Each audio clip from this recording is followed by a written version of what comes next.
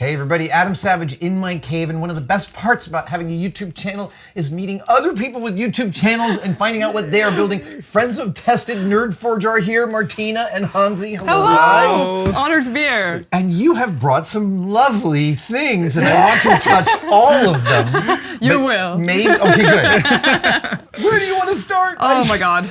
Yeah, so we had to try to focus in and see what we could actually bring, because we have a lot of big stuff that aren't actually suitable for packing in the suitcase. And you came over the ocean. Yeah, Yes. it's a bit of a trip, but I think we have a fairly representative selection of That's the what was kind my of stuff curiosity. we make. Was this is sort of representative of the broad range of stuff you guys execute on the channel. Yeah, I think so. Okay. It is. so. It is. So I guess, yeah, where do we start? We can start over here? Yeah, start with the booknook. Yeah. So booknook. you A are booknook. probably familiar Yes, with booknooks. yeah. The best thing to put in your bookshelf, except for books. Yeah. Well, I'm also a big fan of cozy lighting. Yeah. So I like, Yeah. I mean, my house is just a riot of little tiny lamps, and having a little light on your bookshelf is even more of a draws you I in. know. And it kind of like symbolizes that world that you have inside a book just Yeah. physically. So you can actually dive into your bookshelf a little bit and study it. It just occurs to me also that there's actually a really interesting metaphor there, because as makers, we spend a lot of time theoretically diving into worlds and then making them real. And this is where you end up with an actual world you've dived into. It kind of is, yeah. It is. Okay, so let's Talk about this. walk us Yes. through this one. Yeah. Okay. The first one we made a booknook that was like a Diagon Alley, Harry Potter Yeah. inspired. So we wanted to try something a little bit different, Yeah. to combine some special effects that you're probably familiar with. Okay. So I had recently seen a video on Pepper's Ghost, which most of you will know if you know Yes. Adam. So we thought if we combine Pepper's Ghost and this infinity mirror effect, we can kind of like make an infinite library inside our bookshelf. Yeah. So that was the idea. Yeah. We wanted flames in the torches, and that's where the Pepper's Ghost effect comes in. Yes. I'll be honest with you, I have not looked in this at all. I have no idea what I'm about Okay, to so see. true reaction. True right? reaction. Oh, dim look the at lights this a bit, doorway. Oh. And when you open the doorway, No! Oh my goodness!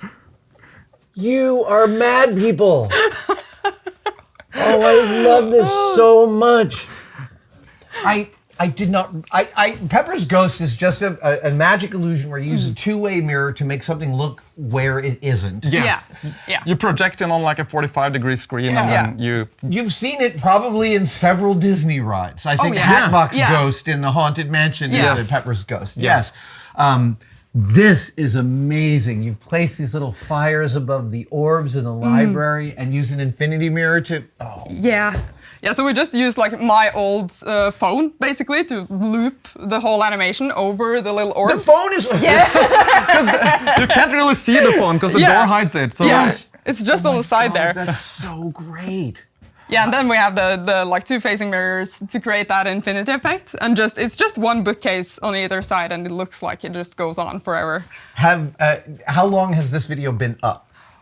Like a couple years? couple of Yeah, a years. couple of Okay. years. Yeah. So have other people played around with this effect and shown They you some have. cool stuff? we have Yeah. seen people Yeah. do it, and it's amazing. Yeah, it's really cool. It's this is the part of the feedback loop that makes a channel so much fun, is because you'll execute something and someone else will be like, "Hey, we thought of this," and you're like, "No!" Yeah. That's exactly, amazing, and yeah. they make it even better, and the cycle continues. So how many booknooks is your house full of little booknooks? Oh, I wish. We want to make more, Yeah, but they yeah. take a bunch of time, and Yeah. also we have a few books that we want to display. Yeah. So there's limited amount of space. Yeah, and I feel like we have no attention. Like we bounce back and forth between different things all the time. Like we made 3 books now. Let's move on. New shiny thing. I feel you deeply on that one. Okay, well then, speaking of books and limited amounts of space, we Yes. have a nice, big, fat Lord of the Rings. Yeah. Oh my God. Okay, so Bookbinding. I didn't know this was one of your things. Wow. This is one of my favorite projects because Yeah. we use like so many fields of expertise where we're not experts at all. Yeah. Just,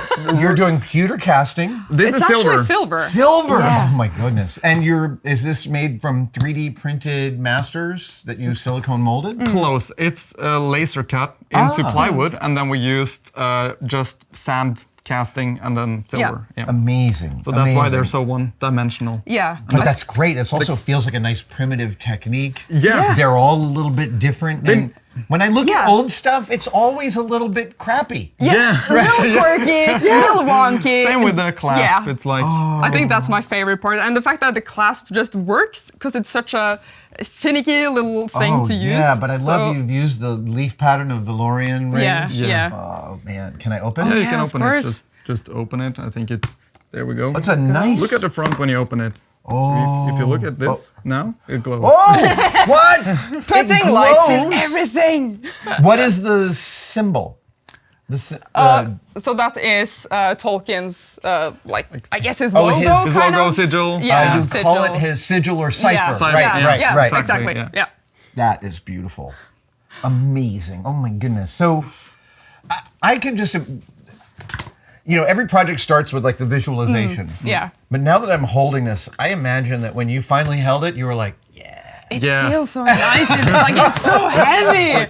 It's clunky. I just love the thickness of the Yeah, covers. and I mean, it it makes has it to. feel like a tome, Yeah. which I really enjoy. And it has I've done a little bit of bookbinding, as Yeah. you know, poorly, but nothing I've built has that kind of weight and gravity to it. Yeah, when it does the thump, like that's when you know it's a nice Yeah. tome. It does help that it's a big book. Yeah, it does. Yes.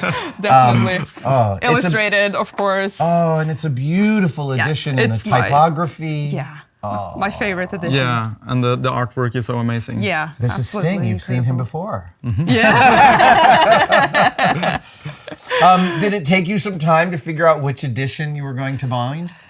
Yeah, I think it was kind of obvious to us that we wanted to do like an illustrated one. Yeah, Because it took 2 weeks or something, a bit more to make this. So it was like, okay, we have to at least get a good edition of this. Wonderful. Did you start with just just like hand drawings of the layouts? Yeah, so I basically made like a couple of different design sketches beforehand, and I was kind of like on the verge, should I go with a like Hobbit kind of feel with a red color scheme, or do the more like elven stuff with a blue color? And I went with the elven, even though we've had some comments like, oh, you should have done the But Hobbit. the perks of having a YouTube channel is that everyone will let you know if you should have done something differently. And how they would have done it instead. I often say, I know, I can hear you yelling at me right now. But I think the actual book in the book is red, Yeah. so Yeah. we could have gone with that. Yeah, But for I sure. like the blue silver combo; just Yeah. looks good. Yeah. You know. So of all the processes, the silver casting, sand casting, the resin, the lighting, the leather, the color, the binding, what was the hardest part and where did you learn the most? Definitely, wow. I think because you have experience with leather binding from Yeah, before, yeah. so familiar technique for you. But we went through the entire thing with the silver casting, Yeah. which we hadn't really done a lot before. I'd say amazing work at being your first iteration. It was really fun. I was like standing in the garage with like With your metal- flip-flops. yeah, with crucible in my sandals and shorts.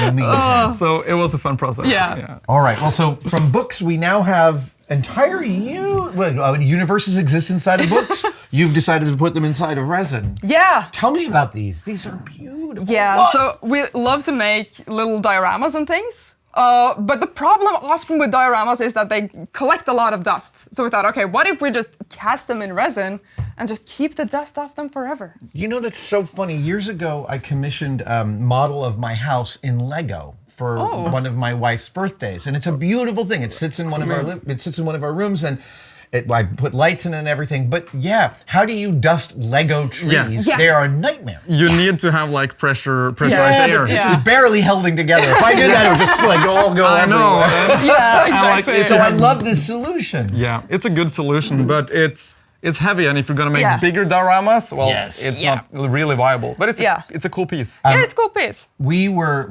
in January, by the way, we did a thing for a cell phone company where we had to embed a cell phone in resin. And I was looking at some of your guys' videos. Oh, really? I was doing a red spectrum research on pouring deep resins, and your guys' work was Oh, amazing. definitely inspirational. It is difficult to Yeah. do really deep pours. Yeah. Because mostly they're used for like tables or Yeah. like 10, 12 centimeters. When you're entering the 20, 30 centimeters area, you kind of have to do like multiple pours. And then you Yeah. end up with lenticular And then effects. Yeah. and we didn't really pull it off here. You can see kind of like the division Yeah. lines. Oh, yeah. Usually you want to try to do it when the resin is still wet, but Yeah. not so wet that it still accumulates It's the a heat. very fine line. Yeah. And the cost of failure can be total. It can destroy your entire process. Do you have a whole bin full of heavy blocks of failure? We do. With resin, yes.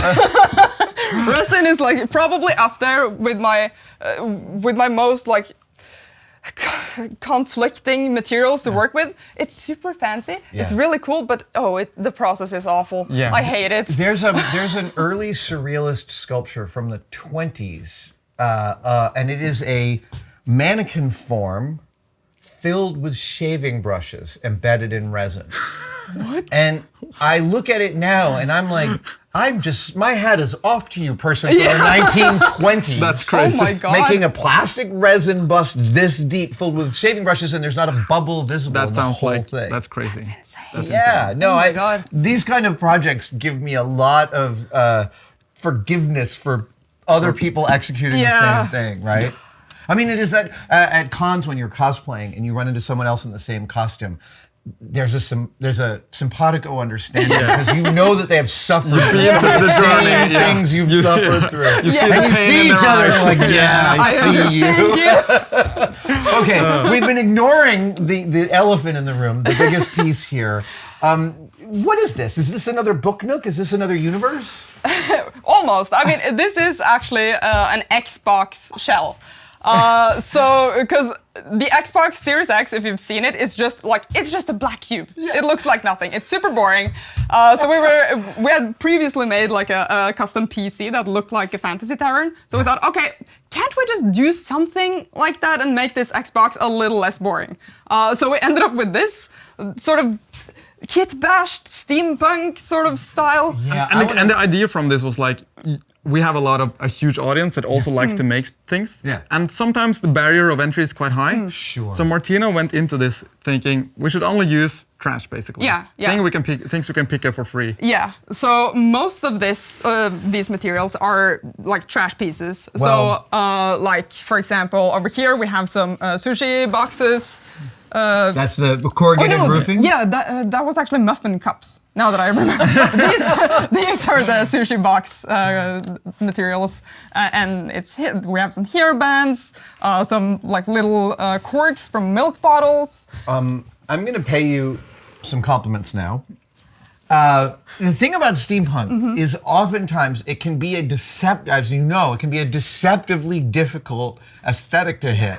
And a lot of poorly executed steampunk tends to look like someone's thrown stuff from a gift store up against a wall and glued it in place. But everything that you've added connects to everything else on this. And aesthetically, it creates a whole thing that is, to be, in my experience, quite rare in steampunk. I just think thank this is you. a magnificent execution. Thanks a lot. I really appreciate that. It was a very scary process, especially when you have all the greebles and everything attached and they're just vibrant pinks, vibrant greens, and it looks like a mess and you're like, this is the most trusting the process I've ever done. This is my favorite thing, because then when you finally hit it with the paint and you're just like, Oh, it comes through. But yeah. I love this as a replacement for your boring Xbox. And for the people worried about the ventilation, Yes. this is Oh, not it's covered. totally open So to the top. the fans like Right. breathe All in the here, air is just and it's pushed on a out. stand usually, so the air comes in at the Yeah, bottom. yeah. Oh, I love your little rivet things. Are you doing vacuum forming on this? Or The rivets are just like, what's it called? Rhinestones. Just rhinestones, just tiny little like playing rhinestones, but placing them individually, that is it's shockingly hard, right? Yeah, Especially shockingly because time-consuming too. it's time consuming, and when you get it wrong in the wrong way, it's immediately like, looks- idiot! Yeah, I know. And also, like, I had to use super glue, and it's always a little too much for the tiny rhinestones, so they kind of just like float in the super glue and sets in weird places sometimes. But The other thing that I'm going to say that I really like about this is, it's difficult to use these textures as you're using. There's the copper verdigris, there's rust, there's metal streaks, there's wood, there's grime. And sometimes the other thing that the mistake that people can make is it all ends up looking too uniform. Yeah, Looks like yeah. just a piece of burlap. Yeah. And you've used each of these techniques to highlight and differentiate so that I feel like I can see a thing. Guys, this is so inspiring. And I love the spectrum that you're exploring. oh, thank you. Thank you so much. Yeah. It's so lovely to have you in Yeah, the cave thank you and so see this much. So beautiful amazing work, to be here. We have picked up so much inspiration from this space, and we're gonna my go God. home and rework our entire workshop. I heard you two talking with each other a few minutes ago. Where you're like, oh, we gotta.